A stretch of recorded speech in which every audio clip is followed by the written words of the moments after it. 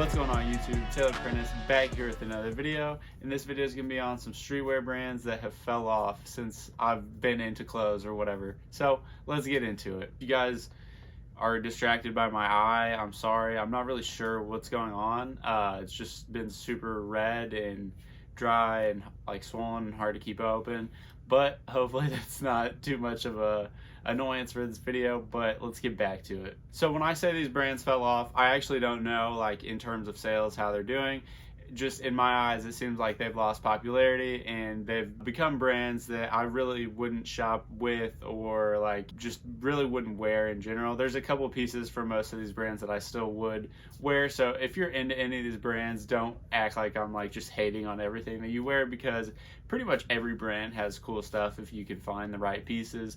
And some of these brands definitely still have some cool stuff in my opinion. So don't act like I'm a total hater of some of these brands, but I just kind of want to reflect on where I think these brands went wrong and what they could have done better to kind of help hold the popularity and motion that they had when they were popping back in the day. So let's get into it. The first brand that we have is Pink Dolphin. Out of all the brands that I'm going to be talking about today, I kind of think Pink Dolphin has had the hardest fall off. I remember back in the day, it was really cool. You'd see like rappers like Wiz, and then like people like Ian Connor wearing it. There's a bunch of people in Wiz's group that were kind of affiliated with Pink Dolphin. That's kind of how I found out about the brand, and I thought it was like super cool. But over time, they've never really evolved at all. Pretty much, if you look at their website, it's just like t-shirts, which is kind of the same thing that they've always done, just screen printed with like the same color schemes and pretty similar logos. And a lot of the clothes, in my opinion, just look pretty childish. So as I've gotten older, it kind of makes more sense why I've strayed away from it, but it seems like nobody really wears it anymore, which kind of sucks because the brand did have a lot of steam behind it, and I think it could have been really cool. But like I said, the just lack of evolution was kind of the demise of Pink Dolphin, in my opinion. And secondly, we have Young and Reckless, which is kind of in a similar boat, but they've done a better job at evolving as a brand. They actually have a women's line too, which is pretty cool, and they offer like jeans and stuff. They're pretty cheap, and I honestly don't really like the looks of any of them, so I probably wouldn't wear any of them. But they're also doing this like flea market thing, which is pretty interesting. I'm gonna have to look more into it. I'm not super familiar with what's going on.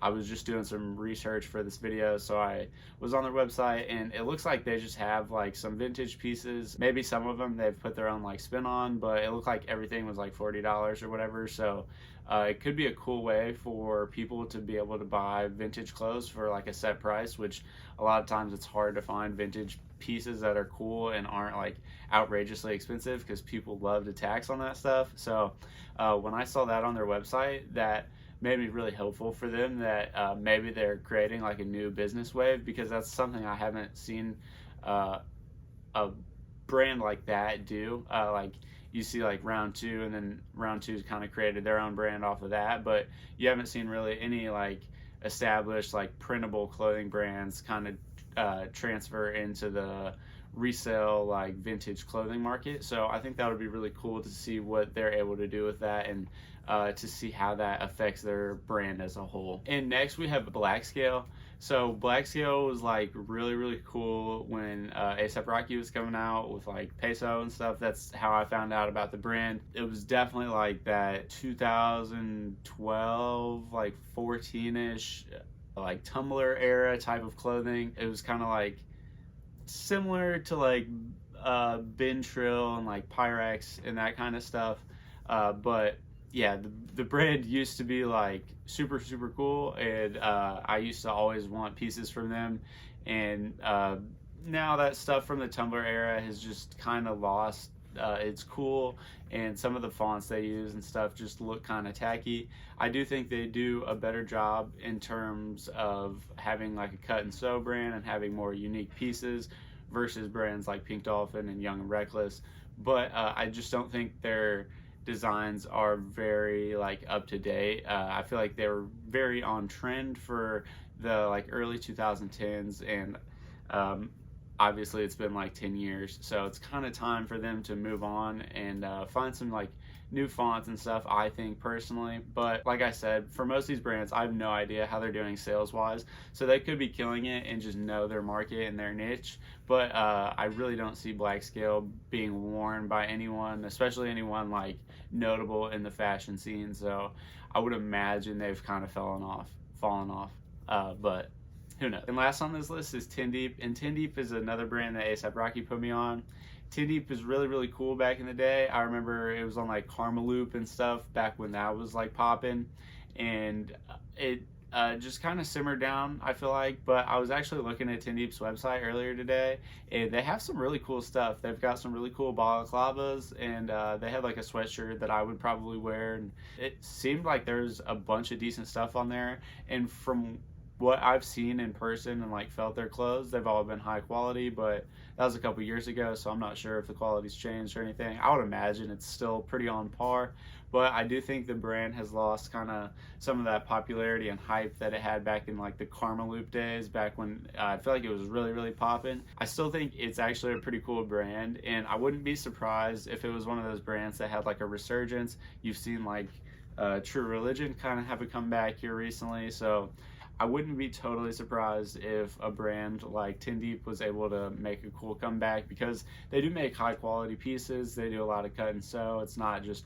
a lot of copy and paste blank t-shirts and stuff, which is cool, and which is what you want to see out of a brand. They've had that good evolution. I'm actually not that familiar with the brand, so I'm not sure if they were ever just like a t-shirt brand like Pink Dolphin kind of is, but they definitely have that full set of clothes. Like you can go there and get like a full outfit and put it together, and it's not going to look like corny or over branded or childish. I would like to see that brand make a comeback, and maybe I'll end up getting a piece in 2022. Who knows? We will see.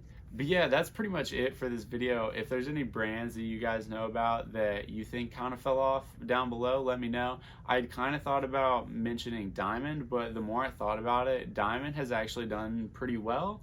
You have like the Diamond Dunks that went really, really crazy. I think it was, those were released at Complex Con or something like that, and there was so much hype for those. I was on the Diamond website too, and they're starting to do cut and sew pieces, so they're getting into that market. And I recently listened to an interview that Nikki Diamond had with Burner, and listening to that interview gave me a lot more insight on how the brand's doing, and it seems like they're doing pretty well, and they've been doing well for 10 years. So huge shout out to Nikki Diamond. That's super awesome.